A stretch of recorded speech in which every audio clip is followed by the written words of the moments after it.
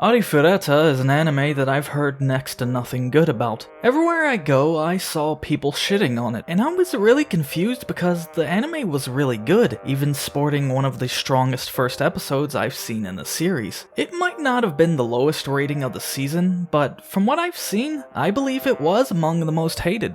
Before I get a bit more in depth, I want to talk about something that I believe is important to acknowledge pertaining to why I feel the community is more negative towards this anime. I talked to a few of my friends that read the novels and read a decent chunk of people's complaints from various different forums to try to understand why there was such a negative reception. After having one of my friends complain to me for about 5 or 6 hours and resorting to reading off episode 1 reviews, I finally understood one thing. People were expecting better, something more akin to a one-to-one light novel adaptation. However, what they got seemed to be more of a manga adaptation than anything. The anime follows the pacing and events of the manga a lot closer, and expanding upon scenes that weren't done as great in that form. Over the time that the anime was being released, I learned from my friends that the anime just breezes through the first 2 volumes of the novels, and it leaves this really inconsistent pacing because of it. If you take the manga into account, you start to notice it matches it much better, with very minor differences between the two. These differences consist mostly of events glossed over and alluded to. The ones that I've noticed were scenes that didn't really add much, usually feeling pointless by the end of it, or a bit of world building that wasn't thought out properly. The latter would show up in the anime, but they would be introduced much later in a way that didn't seem anywhere near as forced.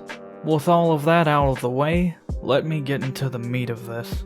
Arifureta was an anime that I went into with pretty high expectations, and I was not disappointed in the least. A friend of mine spent the greater half of a year talking the series up as he was a light novel reader, and the first episode alone exceeded all the expectations I had grown for it. The first episode wasn't perfect, but it showed you everything you needed to know about the series. Hajime Nagumo and his class were isekai'd into this world where they were given jobs by the gods, leaving Hajime to draw the short end of the stick. Being a synergist, he couldn't really fight, so the more powerful of his class viewed him as a hindrance to them. This leads into where the anime starts, the fall of Hajime. This is the part of the story that drastically changes Hajime from your basic protagonist in every isekai into something a lot more unique, all the while still maintaining very core elements to an isekai protagonist. The fall is supposed to happen after the setting up of the isekai world, but the anime took a big risk by skipping this part.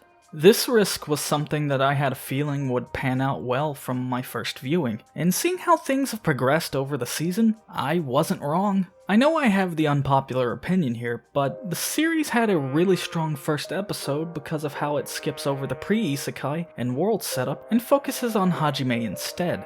It makes him stand out from most other series you see with very similar setups, all the while slowly building up his character. While it wasn't shown for long, you first see him as this teenager that's looked down upon for not being very powerful, and only has one person that he can really confide in. When he falls and his changes get set in motion, he starts going through a whole slew of emotions. During this time, he develops his goal that motivates him throughout the anime. He wants to go home, and will get rid of any obstacle that gets in his way to achieve that. His character really shines when he gets introduced to new characters that join him along his journey to go back home. He plays off these characters really well because of how he reacts towards them, and it brings a sort of realism with this character because he rejects the ways that the gods forced upon him and his class. Because of how it's handled, the anime would be really rough to watch if you read the novels. People view the parts of the story that were cut as very important, but I believe those cut pieces didn't really affect anything as a whole, especially since the anime delivers every important bit from there within the disjointed flashbacks shown within the first 2 episodes. While this was one of the poorest ways to handle this type of setup and making it very off-putting for the average viewer, it covered the grounds of what was missing in a fashion that didn't take up most of the episode. Outside of this, a good deal of things that were cut out were debatably bad to include within the adaptation, such as any mentioning of Hajime being bullied by his class because he was close with Kaori. It's implied to some degree within the anime, but in the versions I've read, they didn't really take advantage of setting this up, and it ended up just being ultimately pointless because it was never explored. As I stated before, there were some differences between the manga and anime as well, but they're very slight and ultimately do the same thing for each other. It's done just different enough to stand out. The greatest examples of this would be with the introduction of the Beastmen and the reunion.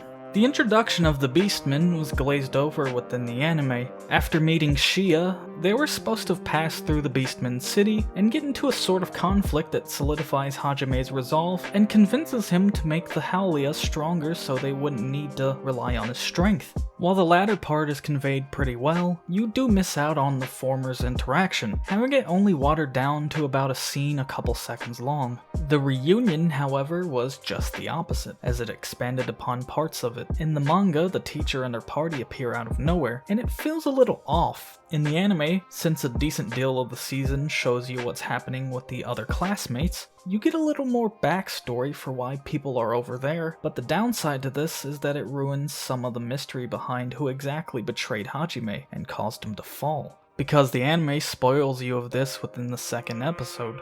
As this draws to a close, I will talk briefly about how the anime looks. The 2D art for the series is pretty damn good, but the CGI is a bit off-putting because of how rough the models look. They're lower quality, and they're not animated all that well. For some, this makes the series look really bad, but it's not bad to the degree that you should stop watching.